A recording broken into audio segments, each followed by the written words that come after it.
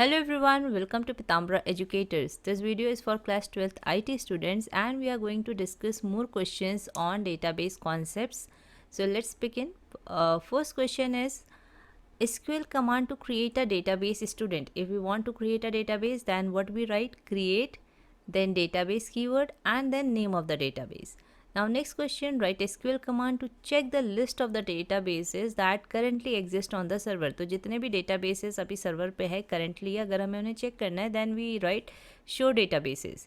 In the same way, if we want to display all the tables created in the database, in the current database which we are using, then we write show tables.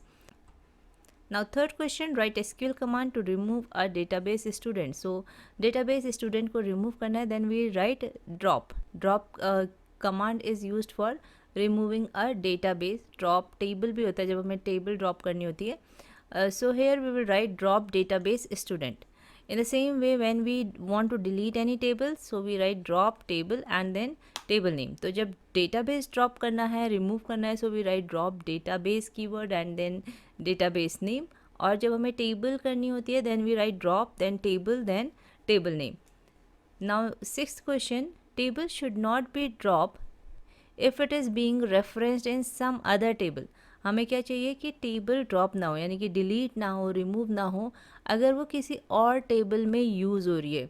उसका जो reference है यानी कि foreign की के through उसको कहीं और पे भी उस टेबल का रेफरेंस दिया गया है, तो हम कौन सा कमांड यूज़ करते हैं, कौन सा ऑप्शन यूज़ करते हैं अगर हमें ये कंडीशन फुलफ़िल करनी होती है कि टेबल आपकी ड्रॉप ना हो अगर वो किसी और टेबल में उसका रेफरेंस है. So restrict option is used.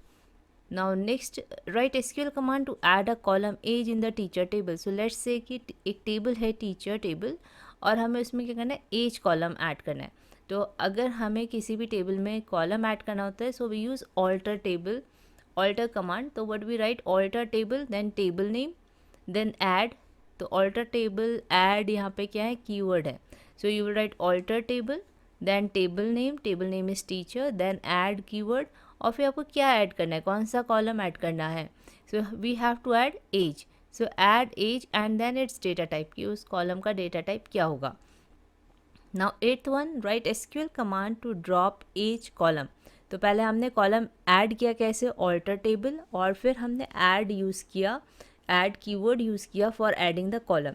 Now we are going to drop the column. So we will same, हमें क्या करना है, यहाँ पे टेबल में चेंजेस करने हैं. तो अगर कॉलम ऐड करना है तब भी ऑल्टर टेबल, कॉलम ड्रॉप करना है, डिलीट करना है तब भी alter table. So will write alter table, table name and then drop age. Age is the column name, ठीक है, ड्रॉप कॉलम नेम. अगर ऐड करना था तो alter table, table name and then add then column name, और वहाँ पे उसका डेटा टाइप भी मेंशन करते हैं. तो ऐसे रिलेट करके इन सारी क्वेरीज़ का आपको सिंटेक्स अच्छे से समझ के लर्न करना पड़ेगा, ठीक है. Next, in the teacher table Ankit wants to update the salary of a teacher. So let's say कि एक सैलरी कॉलम है, सैलरी फील्ड होगा जिसमें कि आपको क्या करना है, अपडेशन करना है विद टीचर आईडी 101. तो ये एक कंडीशन है कि टीचर आईडी किसका सैलरी अपडेट करना है, जिसमें कि टीचर आईडी क्या हो, 101 हो, और कितनी अपडेट करनी है, 55,000. तो आपको पता होना चाहिए कि अगर हमें कोई रो अपडेट करनी है तो हम कौन सा कमांड यूज़ करते हैं, अपडेट कमांड, ठीक है. तो अगर रो में कोई वैल्यू, जो भी रिकॉर्ड है उसमें कोई वैल्यू अपडेट करनी है, किसी भी एट्रीब्यूट की वैल्यू अपडेट करनी है किसी रो में, तो हम क्या करते हैं, update then table name then set. यहाँ पे अपडेट एंड सेट जो है कीवर्ड है, तो अपडेट देन टेबल नेम, हम किस टेबल को अपडेट कर रहे हैं ये बताएंगे, update table name then set, ठीक है, किस चीज़ को सेट कर रहे हैं, कौन से कॉलम को सेट कर रहे हैं. यहाँ पे सैलरी को अपडेट करना है, so we will write set salary, कितनी करनी है, 55,000, और किसकी करनी है, वेयर. तो कंडीशन है कि इस टीचर की करनी है जिसकी टीचर आईडी ये हो. So where teacher ID equals to 101. Now 10th question, explain drop table with cascade command. So drop table से क्या होता है, आपकी टेबल रिमूव हो जाती है, और कैस्केड ऑप्शन से क्या होता है कि उस पर डिपेंडेंट जो भी टेबल है, जो भी टेबल उसको रेफ़र कर रही है, या जो भी कांस्टेंट, जैसे कि फॉरेन की कांस्टेंट अगर इस टेबल को क्या कर रहा है, हमने पढ़ा था अभी रेफरेंशियल इंटीग्रिटी कांस्टेंट, तो क्या होगा, वो भी इसके साथ ऑटोमेटिकली ड्रॉप हो जाएगा। तो इससे रिलेटेड जो भी टेबल्स हैं, इन पे जो भी डिपेंडेंट ऑब्जेक्ट्स हैं, जो भी डिपेंडेंट टेबल्स हैं, वो भी क्या हो जाएगी, इसके साथ ही साथ ड्रॉप हो जाएगी। सो एग्जाम्पल, हम इसका सिंटेक्स कैसे लिखते हैं, drop table then table name then cascade. 11th question, explain drop table with restrict command. So restrict option use करके क्या होता है कि table will not be dropped if it is being referenced in some other table. तो table drop नहीं होगी in case अगर उसका डेटा किसी और टेबल में यूज़ हुआ है।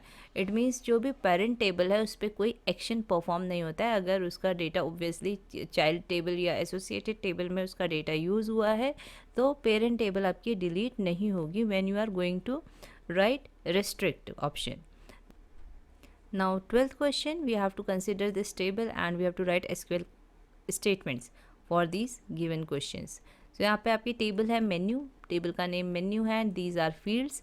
सो नाउ लेट्स सी कि हमें क्या करना है। First part is to add a new row, हमें यहाँ पे नई रो ऐड करनी है। तो जब हमें नया कॉलम ऐड करना था तो we were using alter table and add keyword, alter table then table name then add, फिर कॉलम नेम और उसका डेटा टाइप।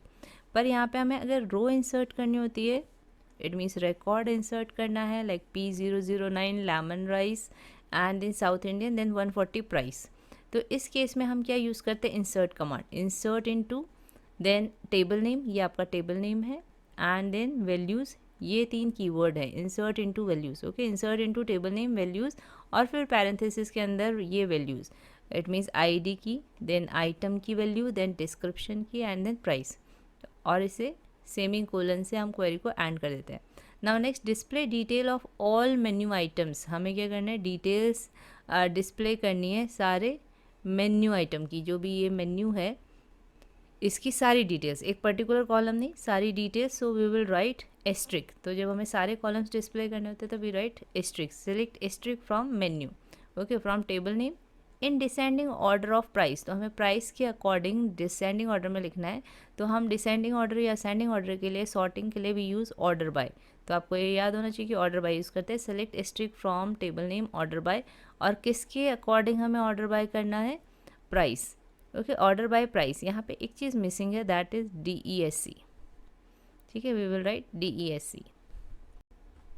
सो अगर यहाँ पे असेंडिंग ऑर्डर लिखा होता तो बाय डिफ़ॉल्ट हम यहाँ पे कुछ नहीं लिखते, तब भी by default it would have taken ascending order, हमें ASC मेंशन करने की ज़रूरत नहीं पड़ती है। बट अगर डिसेंडिंग ऑर्डर है तो हमें यहाँ पे DESC लिखना होगा for mentioning that this should be displayed in descending order. Now next, display item and description of those items. आपको क्या करना है, item and description. So item comma description from table name is menu whose price is between 100 and 150। तो यहाँ पे condition है तो where use करेंगे, देन प्राइस पे है तो प्राइस किसके बीच में है, 100 एंड 150, तो we will write between 100 and 150। Add a new column rating, हमें यहाँ पे क्या करना है, again we have to add a new column. तो क्या आएगा, ऑल्टर टेबल देन टेबल का नेम देन ऐड रेटिंग, और इसने डेटा टाइप भी बताया तो यहाँ पे इंट।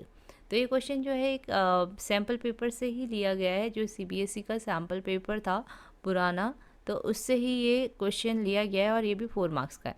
सो आई होप ये क्वेश्चन आपको इजी लगा होगा, ये बहुत इजी क्वेश्चन था। तो ऐसे ही क्वेश्चंस आपके एग्जाम में भी आएंगे। Now next, Jatin has given the following query from table student. Okay, तो जतिन को ये टेबल स्टूडेंट से क्वेरी मिली है but he is not able to execute it successfully. He has written this query, जिसमें से कि आपको एरर हटाना है। Select name comma marks from student, तो ये सही है, नेम और मार्क्स वो डिस्प्ले कर रहा है from student table, from student table. तो यहाँ पे टेबल नहीं आना चाहिए, राइट। हम क्या लिखते हैं, सिंपल टेबल का नेम लिखते हैं, टेबल कीवर्ड यूज़ नहीं होता है। Select column name then from student, where, यहाँ पे हमें क्या करना है, वेयर नेम, तो नेम क्या होना चाहिए, P से स्टार्ट होना चाहिए। तो यहाँ पे इक्वल्स टू नहीं आता है, आपको याद होगा पैटर्न मैचिंग के लिए क्या आता है, लाइक कीवर्ड आता है। So where name like and then P%। Next question, consider the above table menu, जो यहाँ पे हमने टेबल यूज़ की थी अभी मेन्यू, इसी को यूज़ करना है। और क्वेरी हमें क्या लिखनी है, आइटम नेम कॉमा प्राइस, हमें क्या डिस्प्ले करना है, आइटम नेम कॉमा प्राइस। तो हम सेलेक्ट आइटम कॉमा प्राइस करेंगे and 10% increase in the price. और क्या करना है हमें, एक तो प्राइस डिस्प्ले करना है आइटम के साथ, और 10% increase in the price for those items whose which is south Indian. Okay, तो हमें क्या करना है, किसका प्राइस इंक्रीज दिखाना है, जिनमें जो डिस्क्रिप्शन है वो साउथ इंडियन है। तो कंडीशन तो इजी है इसके लिए, where description equals to south Indian. इसमें क्या डिफ़िकल्ट है, थोड़ा सा क्या कॉम्प्लिकेटेड है, ये 10% इंक्रीज़ वाला। तो ये आपकी CBSE की बुक में भी दिया है ऐसा question, 10% increase. So let's see कि 10% इंक्रीज़ के लिए हम क्या करते हैं, आप क्या लोगे, price plus 10% of price. Normally maths में हम ऐसे ही निकालेंगे कि 10% प्राइस जो इंक्रीज़ हुआ है, इंक्रीज प्राइस को हमें डिस्प्ले करना है। सो 1 + 10/100 इंटू प्राइस, और फिर यहाँ से आ जाएगा 0.1, 1 + 0.1 इंटू प्राइस, तो ये हो जाएगा आपका 1.1। तो यहाँ पे 1.1 इंटू प्राइस इसीलिए आया है कि इसको पूरा कैलकुलेट करके कि जब भी आपको कुछ परसेंटेज इंक्रीज़ हो रहा है तो आप क्या करते हैं, अगर 10% है तो 1.1। Okay, so price into 1.1 as new price, मतलब कि इस कॉलम का नेम क्या हो जाएगा, प्राइस। जैसे अगर आपका डिस्प्ले हो रहा है आइटम, यहाँ पे आइटम की वैल्यूज़ आएंगी, प्राइस, फिर यहाँ पे जो पुराना प्राइस है, और फिर यहाँ पे क्या आएगा आपका न्यू प्राइस, क्योंकि आपने यहाँ पे न्यू कॉलम नेम जो भी आपको रखना है इसका, you have mention new price. ये ऑप्शनल है, इसको आप हटा भी सकते हैं। आप सिंपल इतना भी लिख सकते हैं, comma price into 1.1 from table name and this condition. So this much in this video. I hope ये वीडियो आपके लिए हेल्पफुल रहेगी, and I wish you all the best for tomorrow's exam. अगर आपको ये वीडियो अच्छी लगी है तो प्लीज़ लाइक करिएगा, कमेंट करिएगा एंड सब्सक्राइब करिएगा चैनल को अगर आपने नहीं सब्सक्राइब किया है। Thank you for watching this video.